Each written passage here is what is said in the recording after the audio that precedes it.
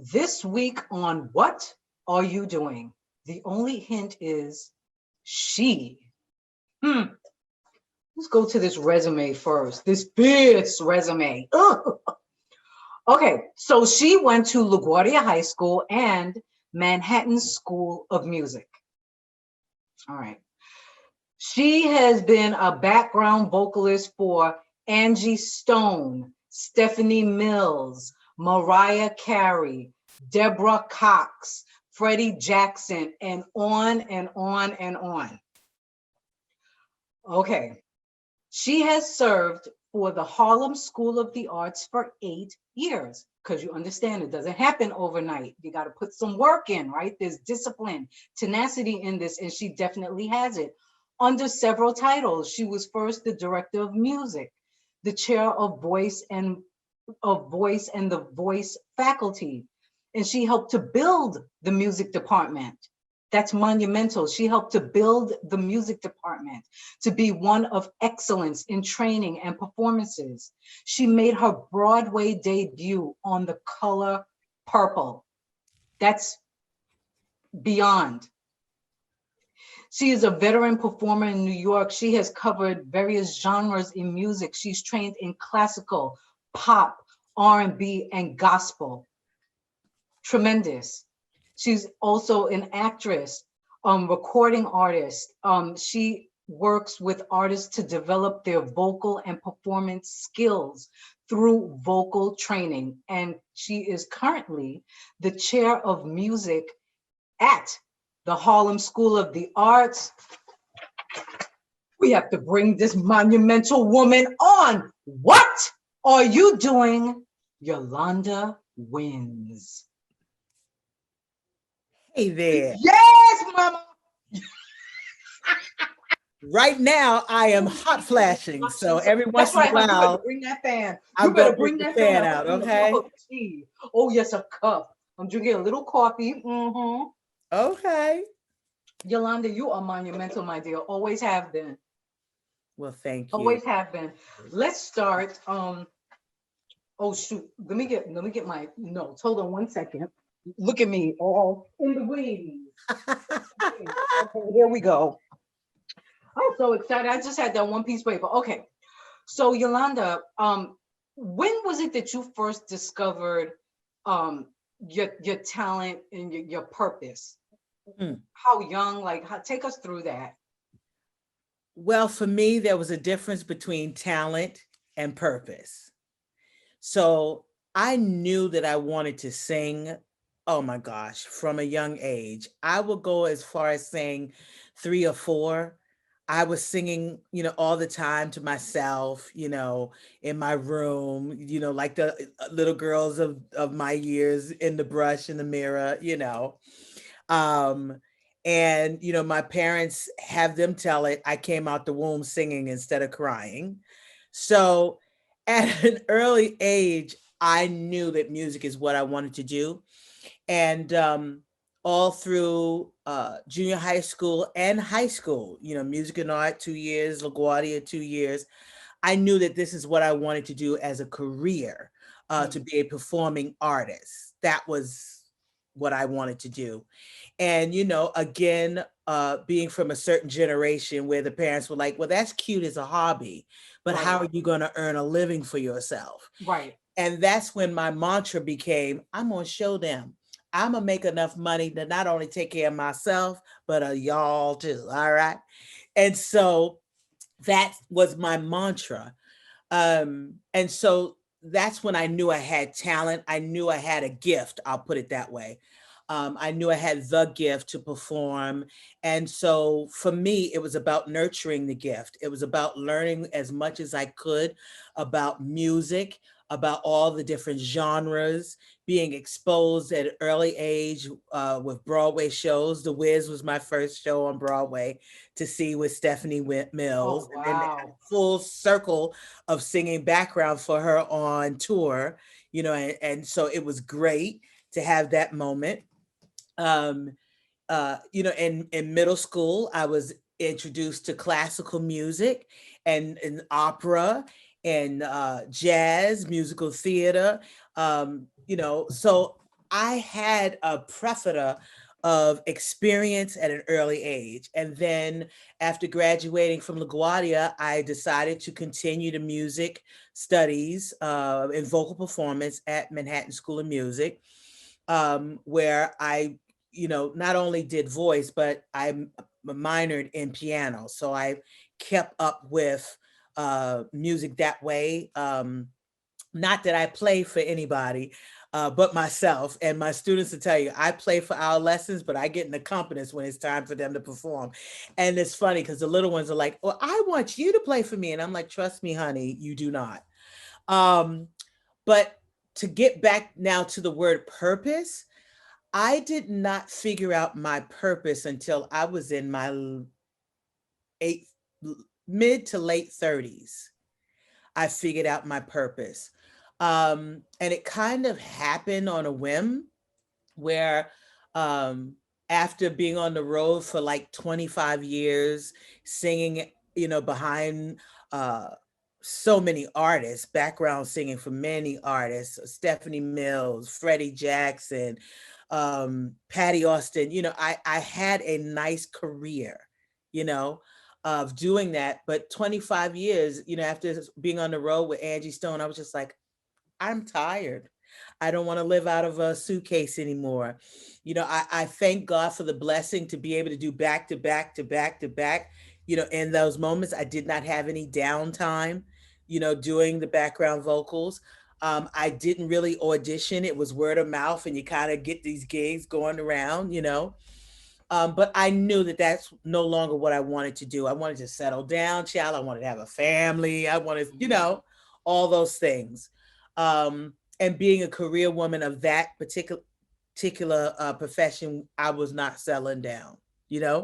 Right. So I had to figure out how I was going to make the amount of money that I was making on tour that I would home. And I kept getting these offers to do work. And I said, you know what? I'm just going to recommend people. And then when I started running out of people to recommend, I started the coaching business. So the coaching began preparing singers to actually refer them for gigs. And that's how I started the company. And then the coaching started from, learning how to be a background vocalist to really honing in on vocal coaching and coaching clients of all ages to do this thing. And my first set of clients really were from record labels, because A&R and artist development was kind of phasing out.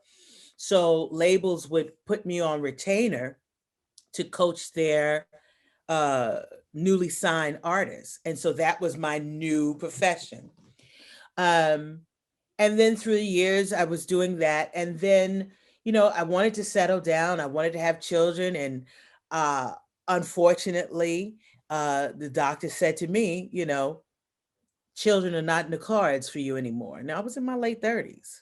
Oh, And so, yes, exactly. So that my whole world crashed because I said, I was put on this earth to give love to another human being, another young person. And the minute I went through my little moments, because I have to be honest with you, I went through that depression and sad place, dark place, um, went to therapy. I want to put that out there. Um, but the moment I decided to forgive myself for all of the beating up that I was doing to myself, shoulda, woulda, coulda, and surrendering to the idea of not having a child naturally, but being able to to give love to a child that in need, that's when the opportunity opened up for me to teach at Harlem School of the Arts. And so I don't know if you remember Judith Inso, but she was at LaGuardia. mm-hmm. I want to say she was a year younger than us. Okay. And she was there for viola. She was there in the music department. Mm-hmm. She was then the director of music at Harlem School of the Arts. And we had kept in touch because we also went to Manhattan School of Music together. So she reached out to me and said, I have a group I want you to teach.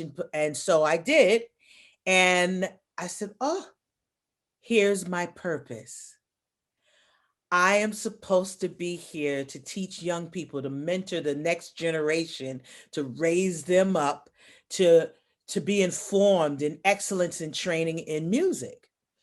And so that's how it all kind of culminated into where I am now. I went from faculty at HSA, teaching the chorus and teaching private voice lessons, to the chair of voice, and then to the director of music.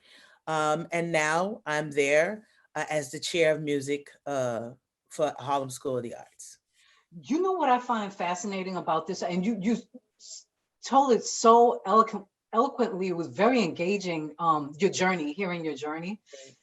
Did you bring the idea that you should become chair? Did you bring that to the Harlem School of the Arts, or did they say to you, Yolanda, we feel that you should be? Because sometimes folks don't understand how to segue for themselves. So was it that they brought the idea to you, or did you platform yourself? So director of music, Judith had stepped down as director of music and went on to great things. And the opportunity was open. And yes, I talked to myself and I said, girl, you can do this job. You've watched Judith long enough. You have ideas of yourself where you'd like the music department to go. You know the first president of the school because you studied with her at Manhattan School of Music.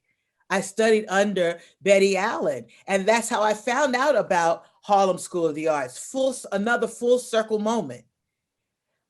Doing her master classes, Right. at the school on Saturdays. So I was familiar with the school. I was familiar with the first president. I learned about the founder, Dorothy Maynor, at Harlem School of the Arts and what she stood for in a time of social injustice, racial discrimination, civil rights movement, all of that. She decides she's going to build a school that's going to cater to the brown and beige kids in the Harlem community to teach them excellence in training. So I already knew the mission and the platform and was ready to take that baton and run with it. And my work speaks for itself. So I knew that all I had to do was say, look, I'm ready to take on that position. I love it. I love it. I love it. And I went in with that confidence. And so they, after that, they offered me director of music position. And I, Right. Full time there at the school. So where chair of music comes, during the pandemic, we all as organizations were suffering. And instead of putting me on a furlough schedule, they asked me to be chair of music, which is really the same thing, but part-time. So I'm there at Harlem School of the Arts part-time. As Oh my goodness. well as building my own business, Wyns Entertainment, where I coach privately outside of the school. Can you tell everyone what the name of your business is and how they can get in contact with you? Sure. It is Wyns Entertainment. That's YWYNS Entertainment. And the website is www.ywinsentertainment.com. And so that's my company. And I've had the company now for 25 years.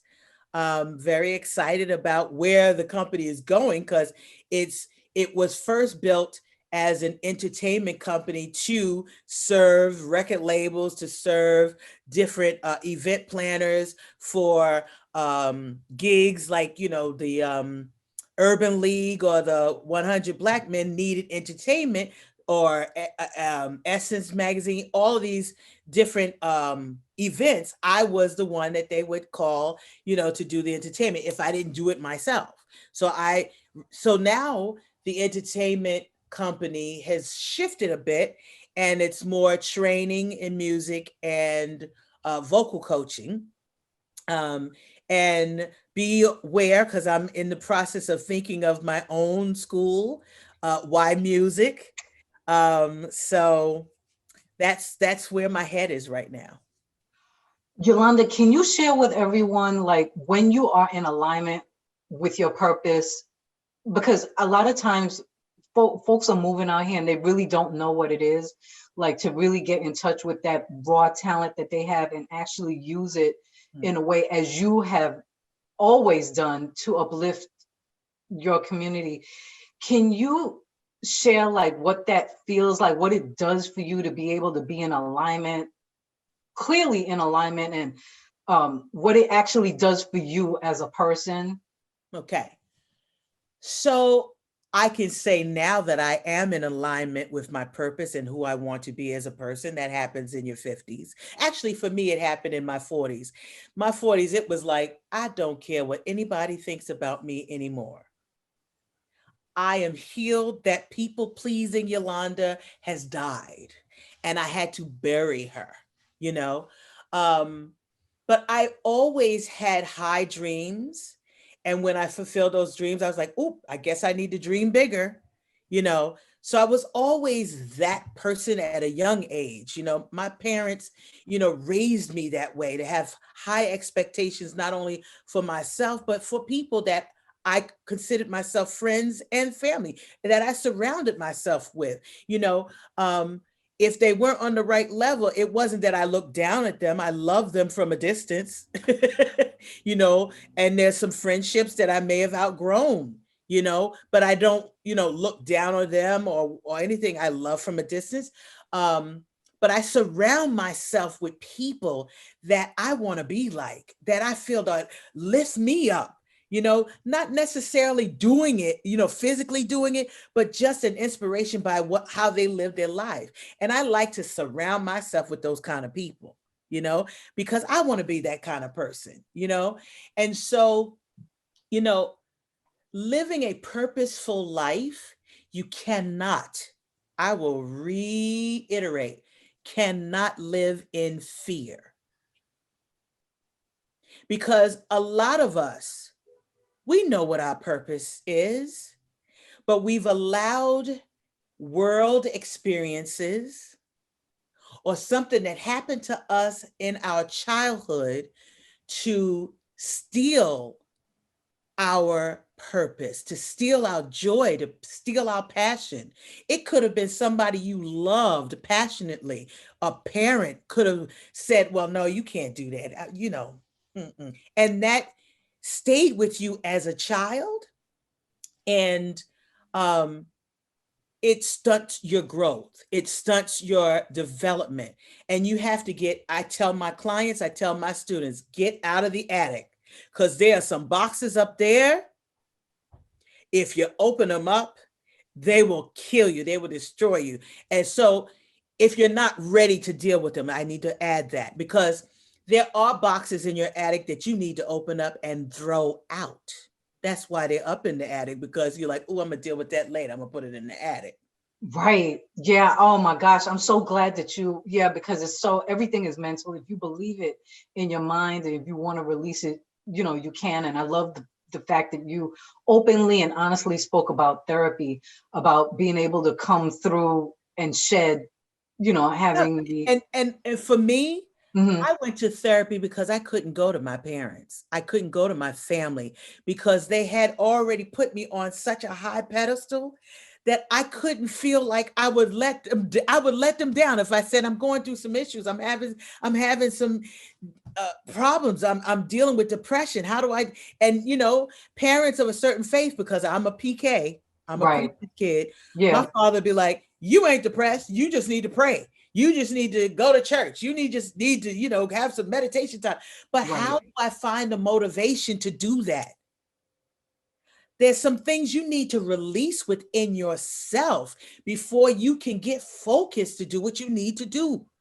This pandemic, oh my God, there was a many a day I wanted to just stay curled up in my bed, pull those covers, but I had responsibilities. I have a young daughter that I, adopted, that I need to encourage, Right. to develop, to motivate, and she's, special needs. She's on the autism spectrum.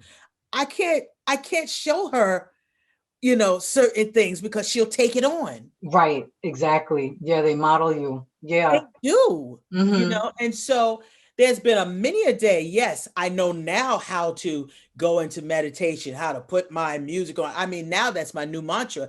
Before the pandemic, I would wake up and put CNN on, get the Right. news and the weather and all those other things. And child, I found myself going back into that dark place because it was so much transition. I mean, for me, before the pandemic, transition was okay. Mm-hmm. My Mm-hmm. father transitioned Mm-hmm. in November of 2019, and I was okay with it. I was Mm-hmm. at peace. He was, he lived to be 80. He lived a good life. He was a good dad. He was a good husband. He was a good, person. He was in the church. He was in community. He gave service. So that day when he was ready to go and me and my mother was there holding his hand and allowing the Holy of Holies to just take him on and surrendering, it was a beautiful moment for us. But transition in a pandemic where you're seeing so many loved ones of different ages, color, breed, just dropping off. I think we're now at 580 something Yeah, it's thousand insane. It's insane. Yeah. people that have died from Yeah. this virus. Mm-hmm. And it ain't just a American virus or a New York virus where 9/11 was just a New York issue that hit the masses. This is a virus that is hitting the masses through this, sickness, Right. deaths. This is a whole different kind of thing. Yeah, And yeah. so I was in a dark place the beginning of this pandemic. I actually had COVID and didn't know what COVID was because I had it the end of February, first week of March. Oh, before it was actually deemed as Oh, being COVID. Okay, got you. exactly. Yeah. I thought I had a bad case of the flu. I went to Yeah. the doctor, tested influenza negative. Mm-hmm. I said, well, doc, I don't know what this is, but it's something. And we Mm. need to figure this thing out, you Right. know. And then tested later positive to the antibodies, so I So that's knew that it right. was They knew that COVID, you had it. Um, so trying to live a now, new healthy life, being more open and surrendering to the self-care and not feeling bad about taking the me time from my kid, from Yeah. my family. It's Yeah. been a very profound moment in my life. Yolanda, I'm so proud of you because this is really monumental that you share all these things because I know that people say, okay, the whole Black woman syndrome of doing everything and all, but I've known you since high school and I know that you are a person of service. You have a good heart. You're a nurturer. You always pull everyone in. You've pulled me into various jobs through your business when I was first building Fairweather Faces, and we've had the business 23 years, and you were already in the industry, and you helped pull us into various opportunities.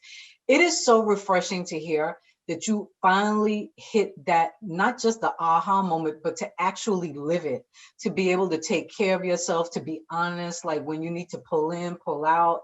And it's just, I'm proud of you, sis. I'm really, really proud that you hit that moment because you deserve that, because And you've and always and been a Claire, I doer. want to tell you that it's a daily job. It's a Yeah. daily commitment Hmm. to living within your purpose. But I will say this, the moment you decide to commit, it's like a marriage. The moment you decide to commit to your purpose, it's like the universe will bring you people to help you, to lift you. You're lifting me by wanting to interview me because there are moments where I'm like, okay, what do I have to give now? I'm in my 50s, I've done this, I've done that. Now what? And to have a sister friend, say, hey, I want to interview you. I want to salute you. I want to honor you. That honor my service, really, that right there lifts me, to say, you know what, Yolanda, you still have some more things to do. And not just that, Yolanda, I mean, you're so talented, but also receive your flowers now. Like, why wait? Like, with this pandemic, it's also shown me, like, if you love someone or you just feel you need to give accolades to someone, the time is now. It's not like, when they've passed on, to be able to go, oh, well, I should have, could have, would have. I'd Good. rather just tell you now Yes. that, you all have always been amazing, and you continue to uplift your community, to inspire those around you. You're a superstar walking around in Brooklyn, and I bet you most people don't even know how deeply you influenced them. Look, you just had a student, am I correct, a student that sang for DMX, that Oh a yes, vocalist that you Way trained. What McDonald. was Yeah, her name? Way McDonald, and she was a student of mine at Harlem School of the Arts. And we coached her, and she wanted to audition for The Voice. And I thought she was young, but I thought that she needed the experience of auditioning. And she didn't. I don't know if she didn't get the audition at Javits Center in New York, but they wind up going to Philly, I believe, an audition, and she booked it. And she wanted me to coach her through. And I said, well, I think they got coaches, on The Voice. And she said, yes, I know, but I want you to be my coach. And so, I've flown to California to coach her, through the finals, because at that point she was like the 10 finalists. And I said, okay, I need to be hands-on. And I committed to it and figured out how to get down there and see her and coach her. And then she was one of the 3 finalists. She placed 3rd finalist. I forget which season. I want to say maybe 11 on The Voice. And she's continued to write music because I pushed her. I'm like, don't just sing your songs. And she's reached a point now where, a lot of labels are saying to her, we don't know what to do with you. We don't know how to promote you. We don't know, that's not her fault. That's their fault. And that's where you're going to come in. You're going to come in your business as the consultant to help show them what it can be, the possibilities, because she's not just one thing. She's all things, because she's a reflection of And you. that's the thing. What they should have said is, we don't know how to fit you in our box. Right. Because she sings opera, she sings pop, she sings R&B, she can do jazz, she can do it all. And I was the same way. I remember, people saying, well, if you had to choose a genre, which one would it be? And I'm like, I'm not choosing, because I love it all.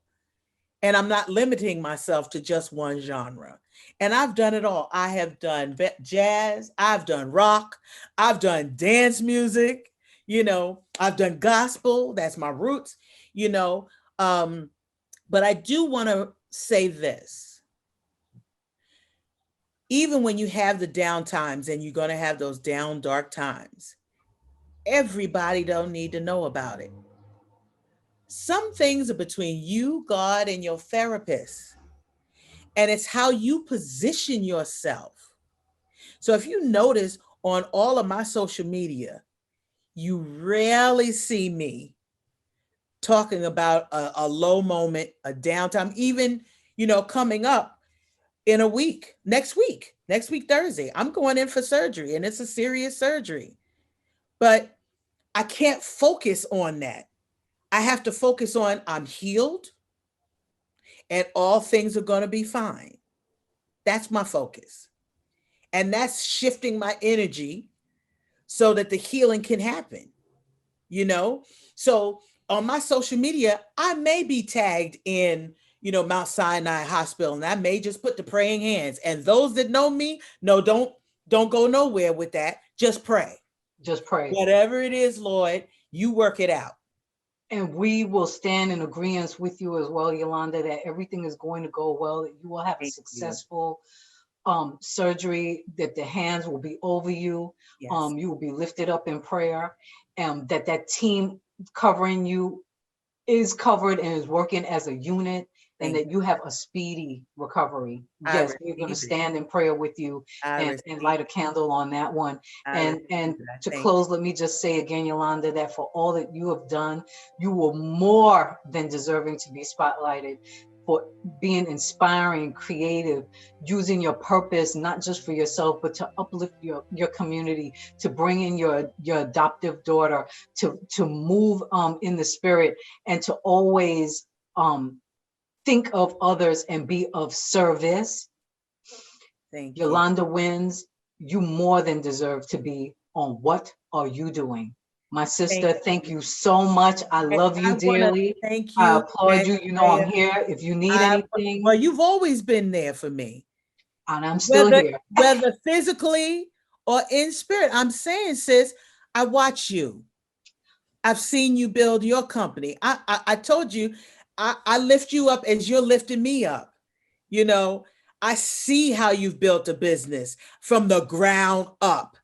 Where others have done it and tried it, you could stay committed. You can't say 23 years and say, well, I wasn't committed. That's because I wasn't committed. It's our life purpose. Yeah, it's our life purpose. Thank you, Jesus. And I just our circles thank you for that. Our circles just keep on touching each other because you did my makeup. I think you were my first makeup artist to do my makeup for the event I did through my company at the South Oxford space. That's right. Yes. When we had done the color purple, I continued with the church ladies, and you were being honored for beauty and hair. Oh my gosh. Now I remember. Yes. Marriott. Yes. I said, I didn't even know Miss Andrea was being one of the honorees, and I'm up here, through the company again, is singing as the entertainment. We were the ladies. And that's right. Said, look at this. Yes. Look again. I'm doing ABC's Rosie O'Donnell show. You're doing the makeup and hair. I said, you know what? So back at you, sis. Thank you, babe. And look, I receive it. I received that blessing. Thank you, Yolanda. I love you so much. Have a blessed day, my sister. Love you too, sis. Okay, honey. Thank you. Yes. All right. Okay, bye-bye.